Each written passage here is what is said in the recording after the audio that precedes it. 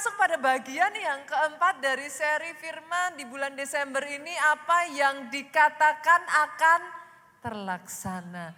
Dan pada bagian yang keempat, saudaraku, saya akan berbicara tentang Natal sebagai momen penggenapan janji Tuhan. Satu pesan, saudaraku, yang akan melandasi, sementara sebentar lagi kita akan masuk ya dalam rangkaian Natal ya, nggak berasa loh Bapak Ibu. Besok hari Selasa kita sudah merayakan malam Natal, Christmas Eve. Dan hari Rabunya kita sudah merayakan Natal. Senggol kiri kanan katakan, pastikan kita sama-sama datang merayakan momen yang spesial ini bersama-sama. Sekali lagi boleh kita beri tepuk tangan yang paling meriah. Saya akan memulai firman hari ini dengan menyampaikan satu statement ini, saudaraku. Tuhan yang saudara dan saya sembah. Catat ini, saudaraku. Tuhan yang saudara dan saya sembah adalah Tuhan yang selalu, saya garis bawahi kata itu, selalu menepati apa yang dikatakannya. Aminnya boleh yang paling keras, boleh kasih tepuk tangan, dia Tuhan. Yang apa yang dikatakannya terlaksana. Itu sebabnya saudaraku di dalam Bilangan pasalnya yang ke-23 ayat yang ke-19. Dengan sengaja Tuhan mendisting. Tuhan membedakan dirinya dari manusia dan ayat ini ngomong, Allah bukanlah manusia. God is not human. Dalam hal apa Allah bukanlah manusia? Allah bukanlah manusia sehingga ia berdusta. Dengan kata lain manusia masih bisa bohong ya. Niatannya sih nggak bohong, Pastor. Nah tapi gimana lagi, apa daya Pastor, kalau tidak bisa ya sudah. Kecuali saudara benar-benar mau punya niat nggak baik, kebanyakan orang yang berdusta awalnya juga tidak niat dusta, saudara. Lah tapi gimana lagi Pastor, saya sudah ngusahain sebisanya tapi nggak mampu kok. Kalau demi bohong yang baik apa nggak boleh Pastor? See?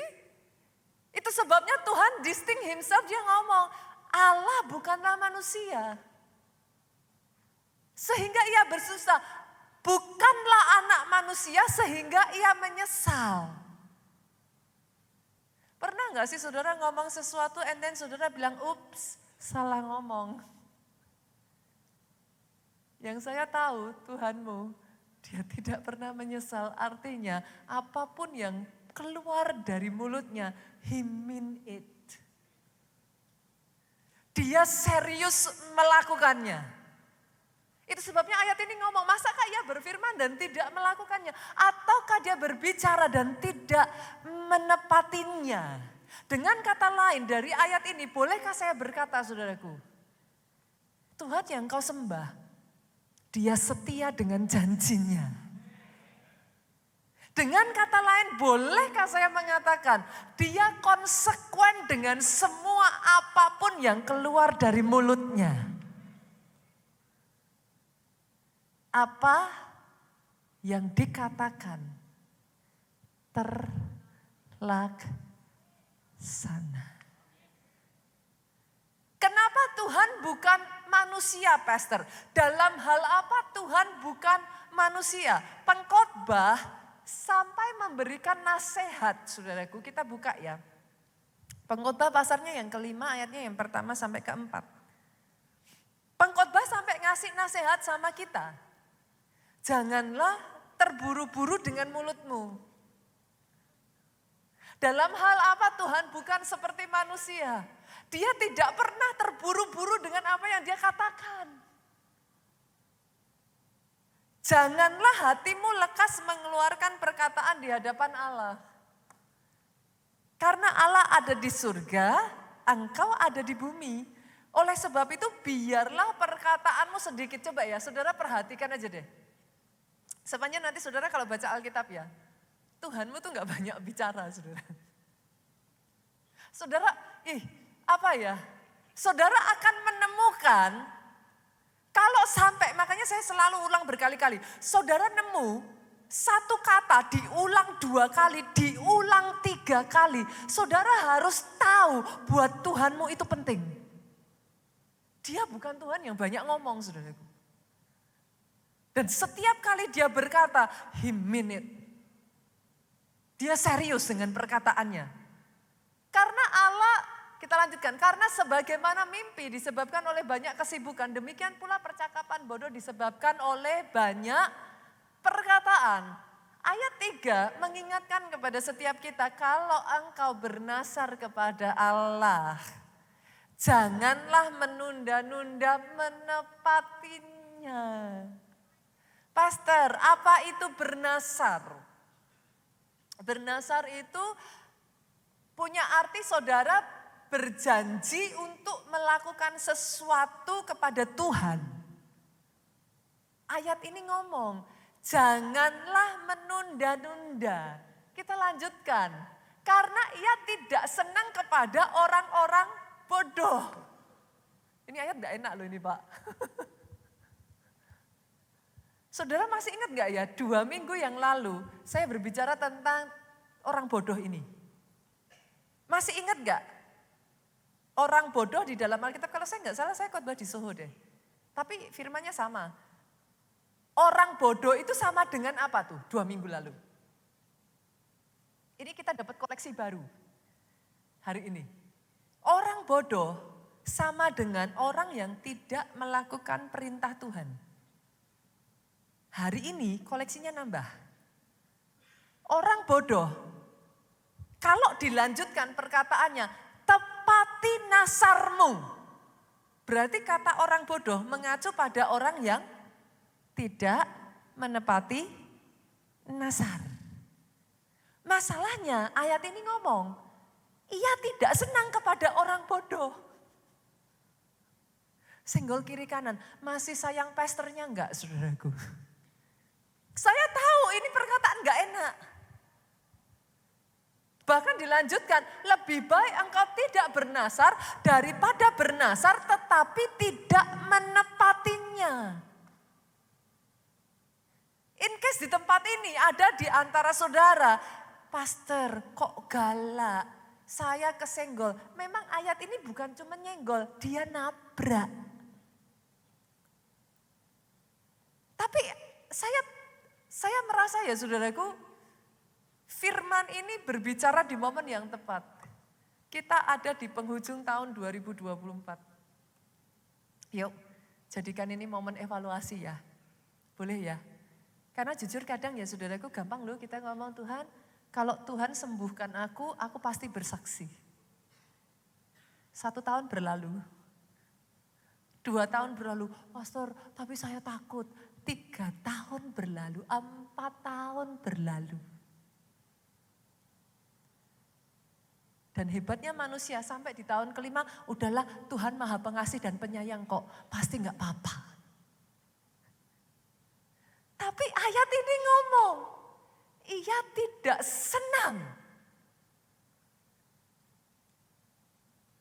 Pastor kok galak banget, lu ini firman loh saudaraku.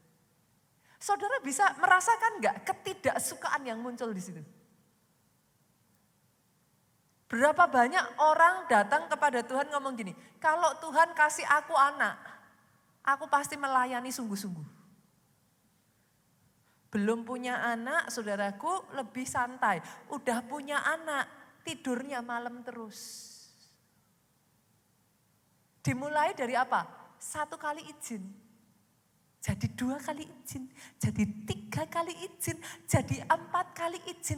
Lama-lama setahun gak pernah nongol batang hidungnya, saudara. Halo, di momen akhir tahun ini ya saudaraku, boleh gak firman ini berbicara buat setiap kita? Kalau ada di antara saudara, engkau punya nasar apapun itu, senggol kiri kananmu, tepati tepati nasarmu. Tepati nasarmu.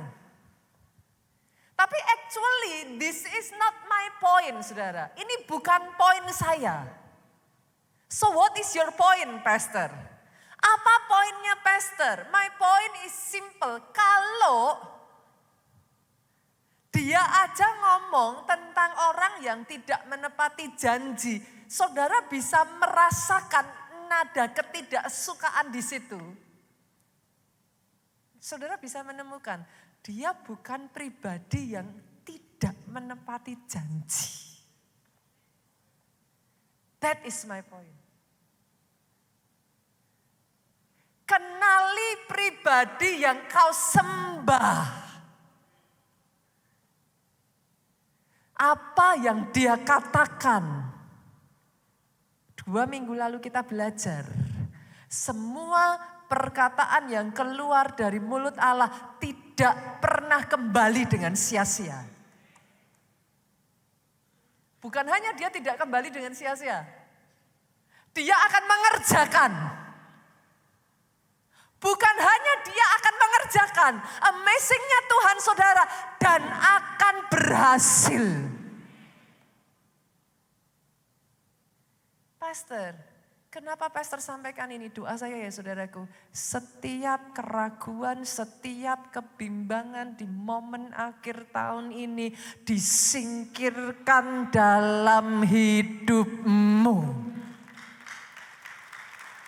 Saya nggak tahu dengan Tuhan yang lain ya, certainly Tuhan yang satu ini. Dia ngomong, dia tidak senang. Kalau terhadap orang lain aja, saudara pernah ngerasain gak sih? Kita punya value apa? Biasanya itu yang kita tuntut dari orang lain. Kalau saudara punya value di dalam etiket bekerja, ada sopan santun, saudara menepati apa yang saudara katakan. Enggak peduli, saya diajarkan sejak dari kecil, saudaraku. Orang tua saya semua keluarga bisnismen. Mereka selalu mengatakan, kamu kalau sudah ngomong, tepati. Seberat apapun kalau kamu sudah ngomong, apa yang keluar dari mulutmu, tepati. Itu etika kerja.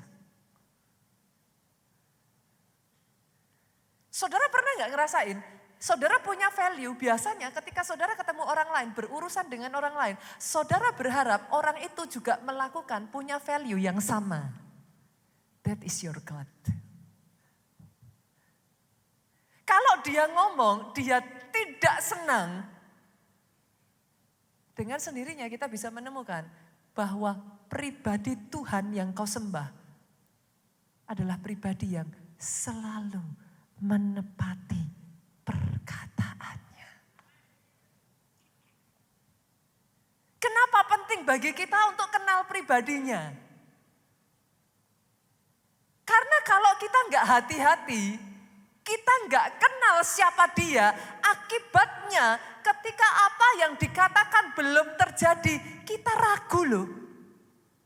Jangan-jangan Tuhan lupa.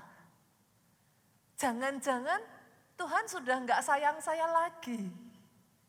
Kadang kalau kita nggak kenal pribadinya, akhirnya bimbang. Padahal firman Tuhan berkata, orang bimbang jangan harap dia dapat apa-apa. Tahukah kenapa saudara harus fight iman saudara sampai di titik itu? Karena sekalinya saudara jatuh di titik bimbang. Orang bimbang itu sudah law, udah hukum. Bukan masalah Tuhan tidak mau kerjakan. Orang bimbang jangan harap dapat apa-apa. Berdiri tegak saudaraku. Berdiri tegak. Dengan pribadi seperti Tuhanmu yang tidak pernah mengingkari perkataannya. Pastor, kenyataannya, kalau apa yang Tuhan janjikan belum digenapi, bolehkah saya mengatakan, dengan pribadi seperti Tuhanmu yang tidak pernah ingkar janji, there must be a reason. Kalau sampai belum terjadi, pasti ada alasan yang kuat di balik itu, Bapak Ibu. Yuk kita cek. Apa alasannya? Minggu lalu kita belajar ya, firman bisa gugur ya. Apa alasannya? Kok sampai Tuhan yang tidak pernah berbohong kok belum ditepati? Ada 4 Bapak Ibu. Kita lihat ya. Yang pertama, apa alasan yang pertama? Ternyata bisa jadi dia menunggu waktu yang tepat, Pak. Saya bahkan tidak berbicara tentang kairos ya. Berapa banyak yang sepakat dengan saya? Mau saudara paksakan, sebutir telur kalau belum waktunya, nggak bisa netes kok. Saya nggak tahu kalau ada di sini yang sedang hamil. Kira-kira loh saudaraku, sepingin-pinginnya saudara ketemu dengan baby saudara, bisa nggak sih dipaksakan 3 bulan saudara melahirkan? Apa yang terjadi kira-kira kalau dipaksakan? Maaf saudaraku, bayi itu bisa lahir tapi mungkin tidak selamat. Untuk segala sesuatu di muka bumi ini ya saudara, amazingnya ada waktunya. Ada his time dan ada its time.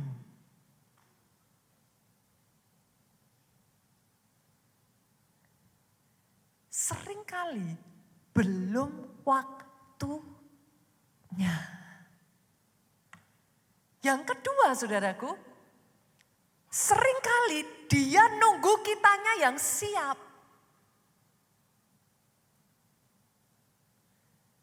Banyak kali di dalam kehidupan yang saya lihat ya saudaraku, yes, ada orang-orang tertentu, saya nggak tahu saudara pernah ketemu nggak ya, orang yang justru ketika belum diberkati mereka sungguh-sungguh sama Tuhan, setelah diberkati lupa Tuhan loh. Meninggalkan Tuhan loh. I see it a lot.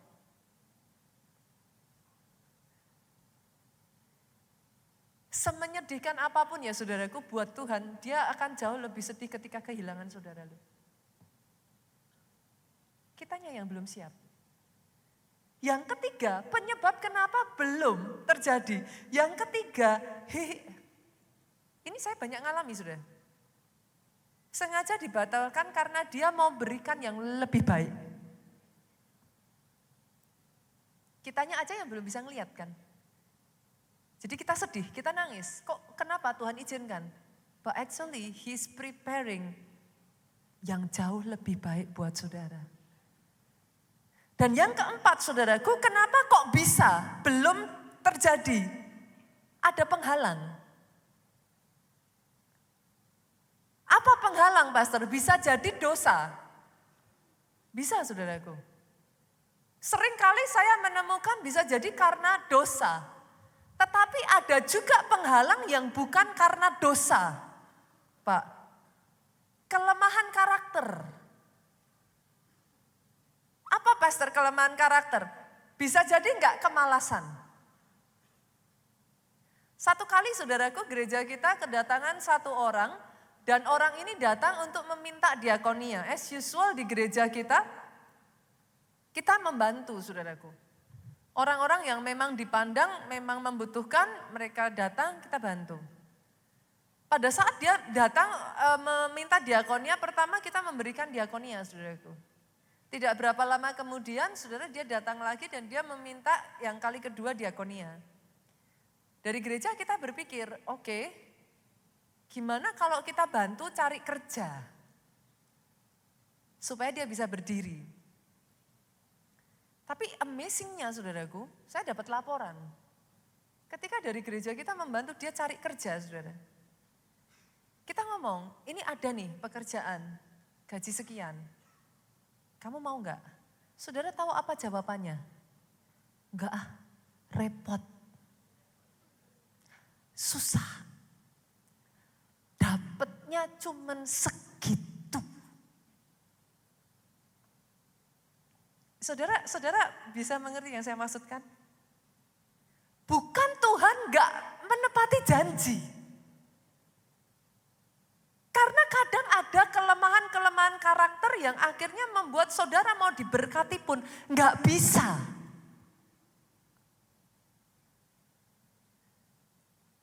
Doa saya hari ini,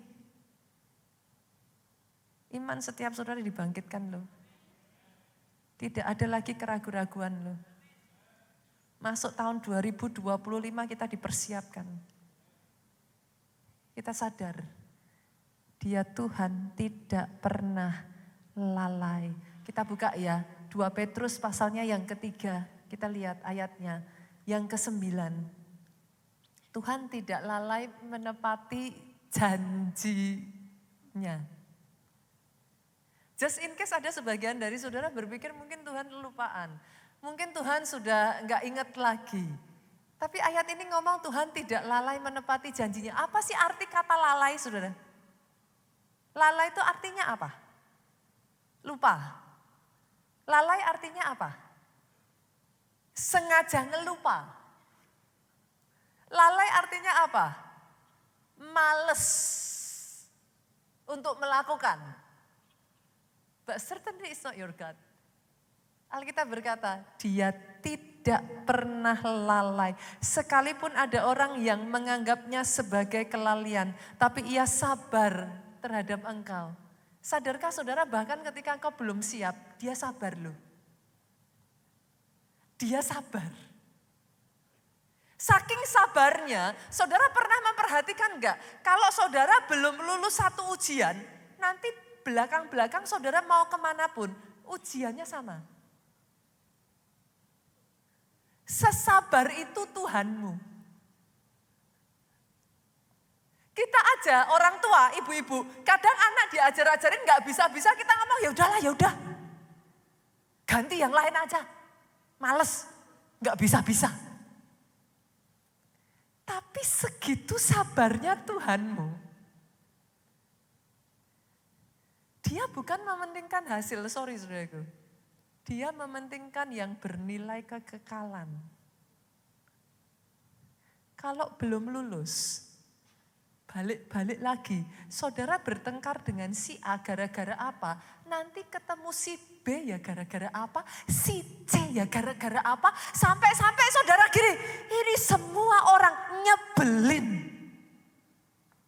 Pernah dengar cerita kayak gitu gak? Kenapa? Tuhanmu setia. Kalau belum lulus, dia pastikan engkau lulus supaya dia bisa bawa engkau naik level. Saya nggak enak loh ngomong gini saudaraku. Tapi senggol kiri kanan katakan cepet lulus. Udah. Kenapa saudara? Karena selama saudara belum win over it, you will stuck di situ. Saya berjumpa saudaraku dengan orang-orang yang somehow, bukan Tuhan gak mau berkati, berkatnya banyak. Tapi setiap kali dikasih proyek, somehow orang jengkel.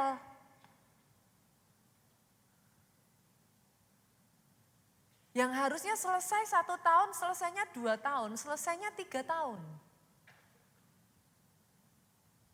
Bukan Tuhan gak bawa proyek baru loh saudara. Tapi setiap kali ada proyek baru sama. Bukan Tuhan gak bawa berkat. Berkatnya lari. Lama-lama kan orang kapok tau saudara.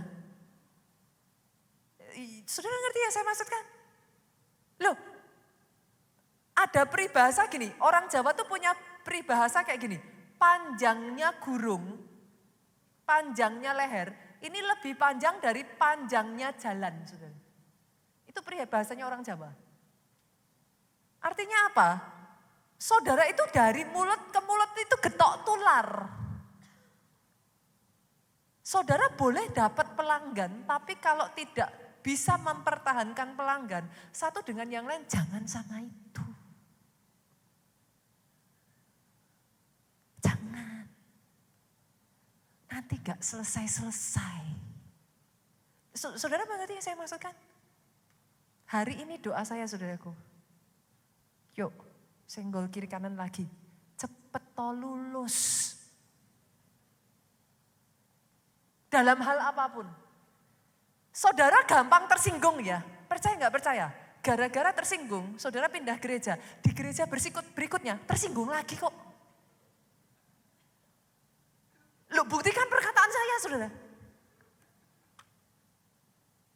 Karena akhirnya itu it's not about other people. He is interested in you. Justru karena dia sayang saudara, dia setia. Dia akan tunggu sampai engkau bisa selesai. Nyebelinnya Tuhan kita kan kadang di situ tuh.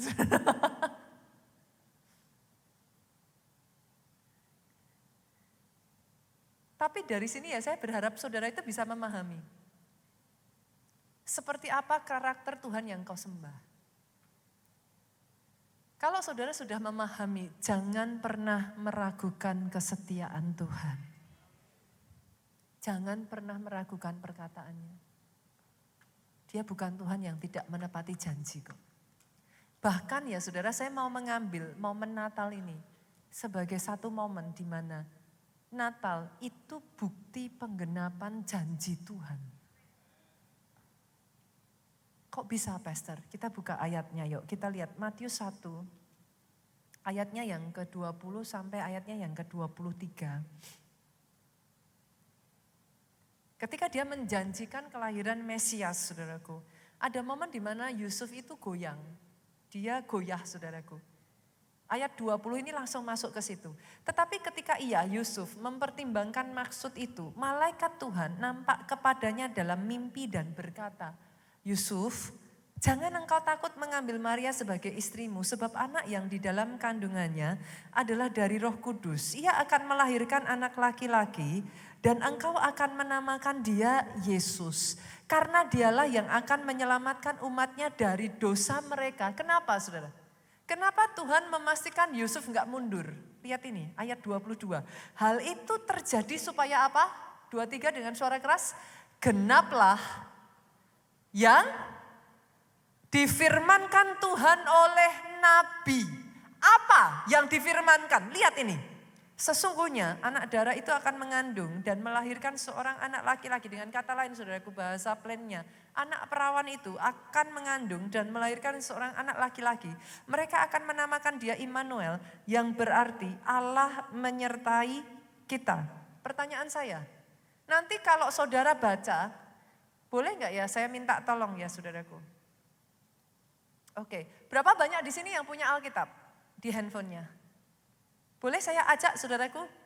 Ini 2 minggu lalu saya ajarkan di Soho. Coba saudara buka Alkitab saudara dan by the way saudara, sudah terbit terjemahan yang terbaru dari LAI, saya di info saudara. Dan yang ada di sini ini masih terjemahan yang lama saudaraku. Tapi anyway it's okay. Saudara cari kalau Alkitabnya sama, tulisannya app Alkitab, di bagian bawah ini akan ada logo yang kayak bentuknya searching saudara. Kaca pembesar. Saudara klik. Saudara tulis Immanuel di situ. Oke? Jangan diklik di bawahnya itu ada All Book, Old Testament, New Testament. Betul ya? Oke ya? Oke. Saudara sudah tulis Immanuel?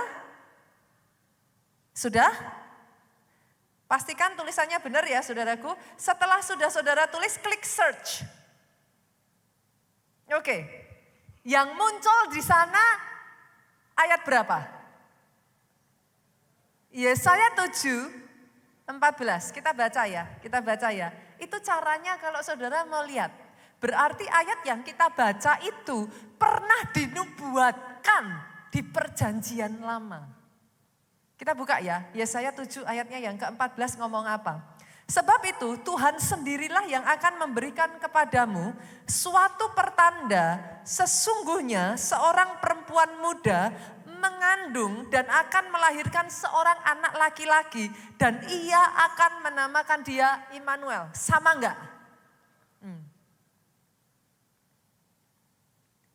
What's your point, Pastor? Yang diucapkan di Matius itu sudah dinubuatkan 700-800 tahun sebelum Yesus lahir. Dan by the way, at that moment, Yesaya is not even talking about Jesus. Apa yang terjadi saudaraku? Bangsa Yehuda pada saat itu di bawah kepemimpinan Raja Ahaz sedang diserang oleh seorang raja besar yaitu Raja Aram. Yehuda ketakutan. Ahaz ketakutan. Tuhan ngomong sama Yesaya, kasih nubuatan. Yang Yesaya nggak ngerti adalah Dia sedang menubuatkan kedatangan Mesias. Yesaya ngomong sama Raja Yehuda. Kamu merasa tidak mungkin Tuhan tolong kamu. Akan ada seorang perempuan, seorang perawan. Dikatakan di sana ditulis perempuan muda, saudaraku. Yang akan mengandung dan melahirkan anak dan namanya disebut Immanuel. Pertanyaan saya saudara, pada saat Yesaya menubuatkan itu, akan ada sebagian orang enggak yang mengharapkan hal itu terjadi pada saat itu? Of course. 700 tahun nubuatan itu tidak terjadi saudara. But God is faithful. Tuhanmu setia, dia tidak bisa berdusta. Menurut saudara, di zaman itu ada enggak yang mempertanyakan Yesaya?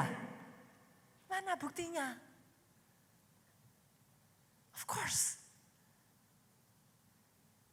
700 tahun kemudian, seorang perawan bernama Maria melahirkan seorang anak yang dinamai Immanuel. Natal adalah bukti penggenapan janji Tuhan. Tidak selalu seperti waktu yang saudara harapkan. Tidak sesuai, tidak selalu seperti term and condition saudara. Tapi dia tidak pernah berdusta. Dan sadarkah saudara, seringkali justru momen yang dia pilih untuk menggenapi janjinya, itu momen yang paling tidak saudara pikirkan. 700 tahun loh saudaraku. Saudara sadar gak? Yesus itu lahir di pertengahan antara perjanjian lama dengan perjanjian baru. Yesus menandai perjanjian baru. Permulaan dari perjanjian baru. Dan tahukah saudara, di tengah-tengah Maleaki sampai ke Matius, itu masa apa? Some scholars menyebutnya sebagai intertestamental moment. Itu masa kegelapan, saudara. Itu masa di mana everything is silent. Tidak ada satu nabi pun, saudara baca, sejak Maleaki lompatnya kenapa jauh sekali sampai Matius. Karena di momen itu tidak ada suara Tuhan terdengar. Loh, jauh sekali loh itu saudaraku. Dari Maleaki kalau lompat sampai ke Matius itu jauh sekali saudara, ratusan tahun. Di momen yang tidak terduga. Kebayang gak sih saudara, pada saat malaikat datang sama Maria, gak pernah ada dengar cerita tetangganya ngalami yang sama. Tidak terduga. Unexpected, Bu. Oke, saya kasih saudara gambaran gini deh. Bapak Ibu pernah gak masa pertobatan saudara itu deket-deket momen dimana kayak pernah gak ngerasain ketika saudara bahasa roh orang lain kiri kanan nganggap saudara aneh? Ngerasain momen itu gak? Oke, saya tanya lagi. Di sini pernah ngerasain momen enggak Toronto Blessing? 1, 2. Ada yang tahu Toronto Blessing? Holy Laughter, orang tertawa, rebah dalam roh. Oke, ada momen di zaman saya itu masih sekitar kayak SD gitu saudaraku. Orang-orang kalau lihat saudara Holy Laughter, saudara tumbang dalam roh, saudara jatuh, saudara berbahasa roh. Orang tuh akan ngelihat saudara dengan wajah kayak gini loh.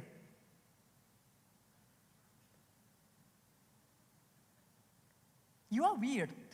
Saudara aneh. Zaman sekarang saudara berbahasa roh, it's normal. Tapi di masa itu saudara berbahasa roh, orang ngelihatnya sama saudara tuh sampai gini. Saudara kebayang gak? Maria dari masa yang sepi tanpa ada suara diperdengarkan, malaikat datang mengunjungi Maria. Itu kayak apa rasanya? Itu Maria gak pingsan aja puji Tuhan. Loh, Kebayang nggak? Itu nggak pernah diceritakan, tetangga nggak pernah cerita, Komsel nggak pernah cerita, saudaraku. Nggak ada yang pernah mengalami selama ratusan tahun. And then suddenly datang malaikat. Bolehkah saya mengatakan ini, saudaraku? Jawaban doamu datang di momen yang tidak pernah engkau pikirkan sebelumnya. Saya tambah lagi ya. Saya katakan ya, saudaraku. Mujizatmu terjadi di momen terendah dalam hidupmu.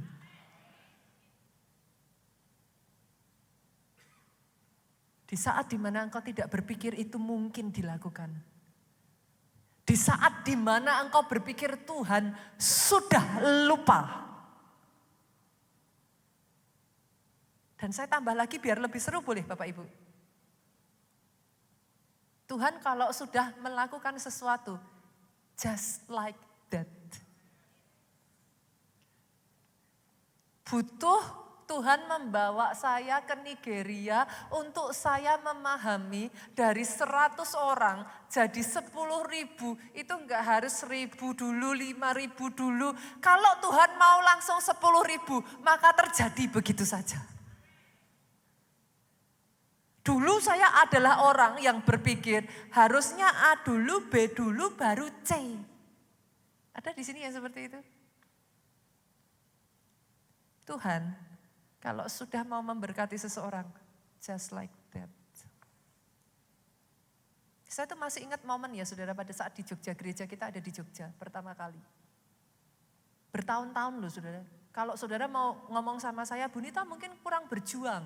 Bu Nita mungkin kurang strategi apa. Bu Nita mungkin semua daya upaya yang bisa kita lakukan, kita lakukan.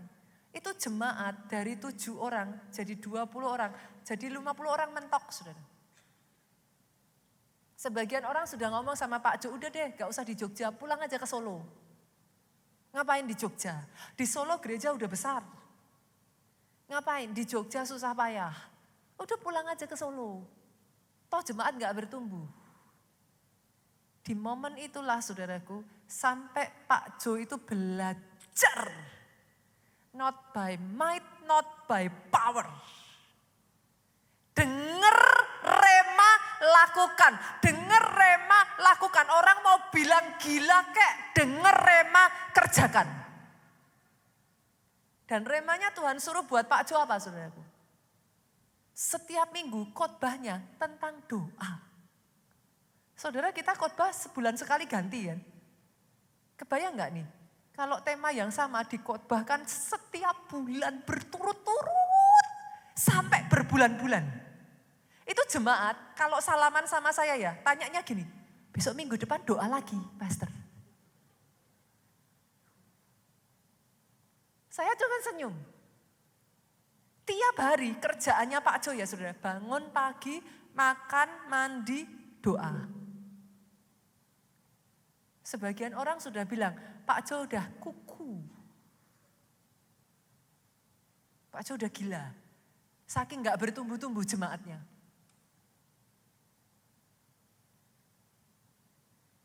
Tapi amazingnya saat Tuhan mengajarkan lutut ini bertelut ya saudara. Bertahun-tahun dari 7, 20, 50, that's it. Tiba-tiba dalam waktu kurang dari setahun saudaraku, sekian banyak orang dilipat gandakan menjadi hampir 2.000 orang. Saudara mau ngomong apa? Gak ada teori yang bisa menjelaskan itu semua. Ketika dia mengerjakan sesuatu, just like that. Saya belajar. Itu sebabnya 2 minggu lalu saya menyanyikan lagu ini. Rencanamu Tuhan indah bagiku, rencanamu Tuhan besar dalam hidupku. Ku kan tulis, nah lagu itu. Seperti yang kau katakan aku tulis. Ku melihat seperti engkau melihat.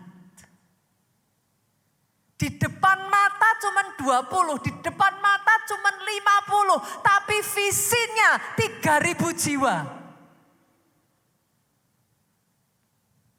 Belajar melihat, seperti engkau melihat, seperti yang kau katakan, demikian ku lakukan. Kadang gak gampang, saudara. Karena yang dikatakan Tuhan gak masuk akal. Dari mana doa bisa bertambah jemaatnya. Tapi satu ini yang saya mau katakan kepada saudara. Lebih dari 25 tahun saya mengikuti Tuhan ini saudaraku, dan Tuhan yang saya kenal tidak pernah berdusta. Not only to the first generation, to the second generation. Kita buka ayatnya yuk. Kita lihat Mazmur. Pasalnya yang ke-105. Ayatnya yang ke-8 sampai ayatnya yang ke-10. Ia ingat untuk selama-lamanya akan perjanjiannya. Amazing ya saudara. Sekali dia ngomong, he remember forever. Firman yang diperintahkannya kepada 1000 angkatan. Sampai 1000 generasi pun dia gak lupa. Yang diikatnya dengan Abraham, disumpahnya kepada Ishak, diadakannya hal itu menjadi ketetapan bagi Yakub, menjadi perjanjian kekal bagi Israel. Diutusnya, kita lompat ya saudara, ayat 17 sampai 21. Seorang mendahului mereka, Yusuf, yang dijual menjadi budak. Mereka mengimpit kakinya dengan belenggu. Lehernya masuk ke dalam besi. Sampai saat firman-Nya sudah genap. Janji Tuhan membenarkannya.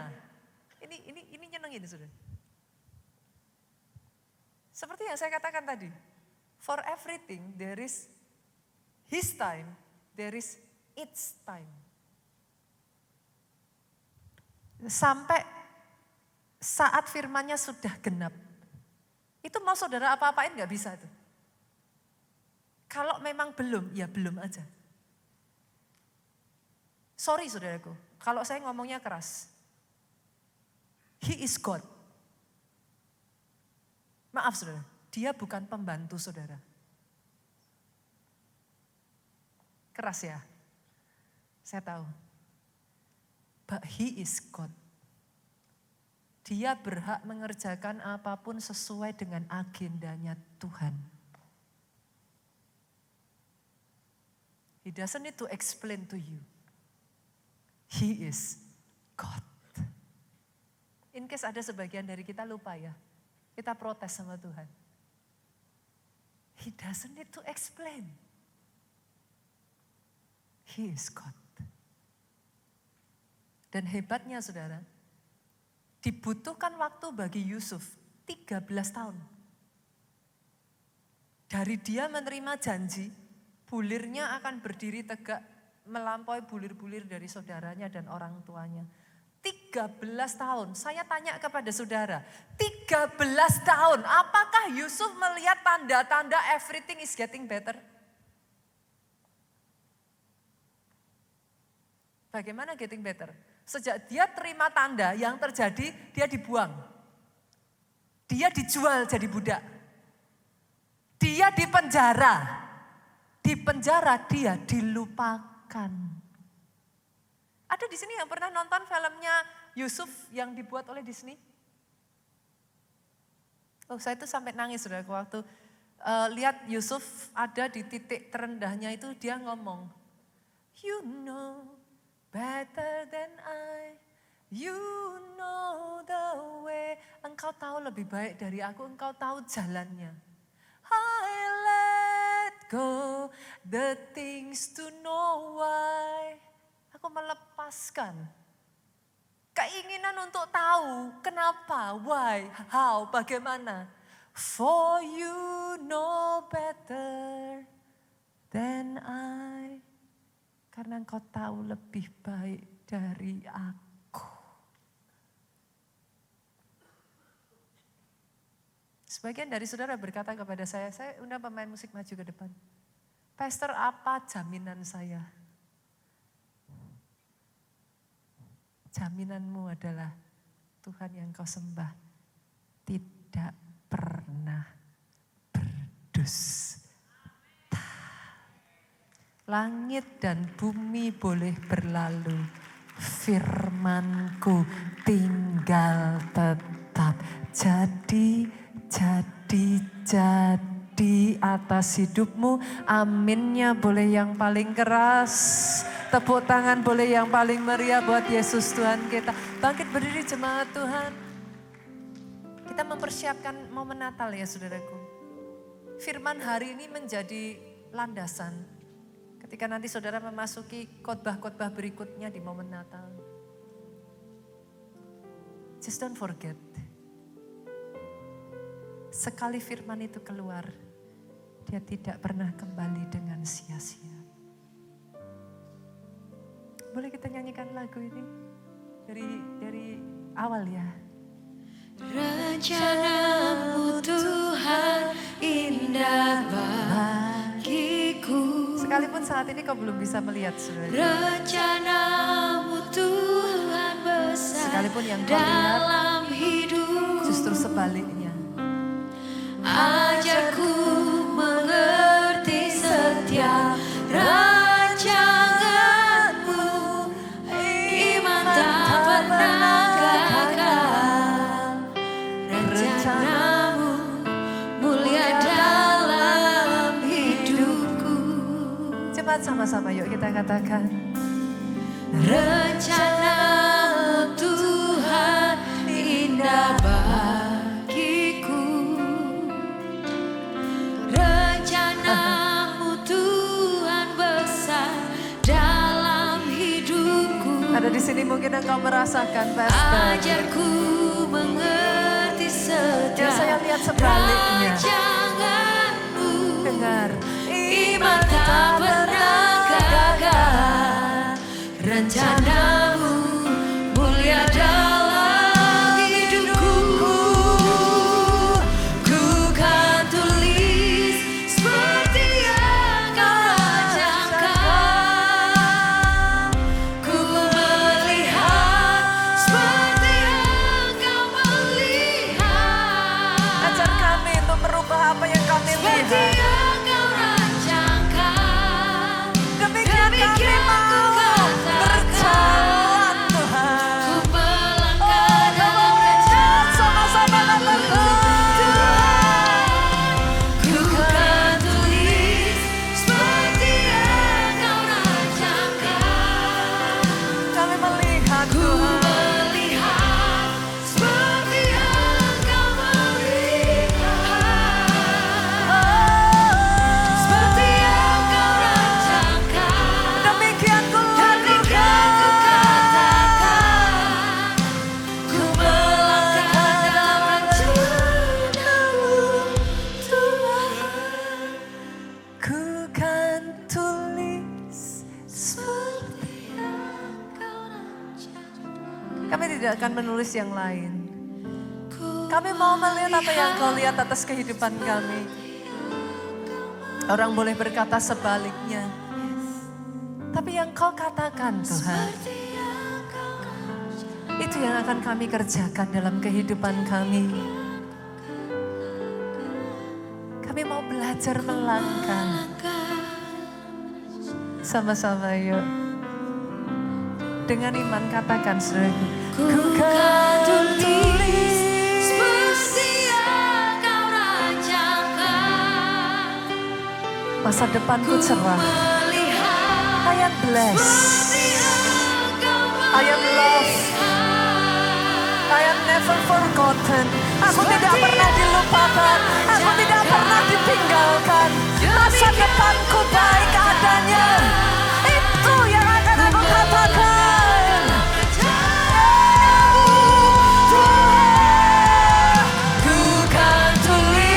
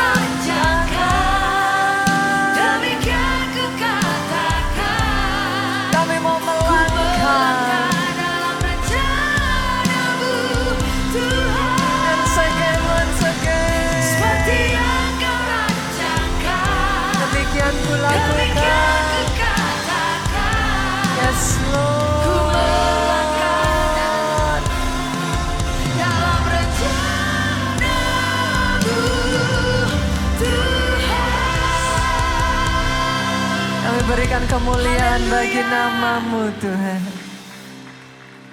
Kami bersyukur kami punya Tuhan yang tidak pernah berdusta. Dan semua yang keluar dari mulutnya terlaksana. Kami tidak goyah. Kami belajar berjalan bersama dengan Engkau. Waktu-Mu yang terbaik. Amin.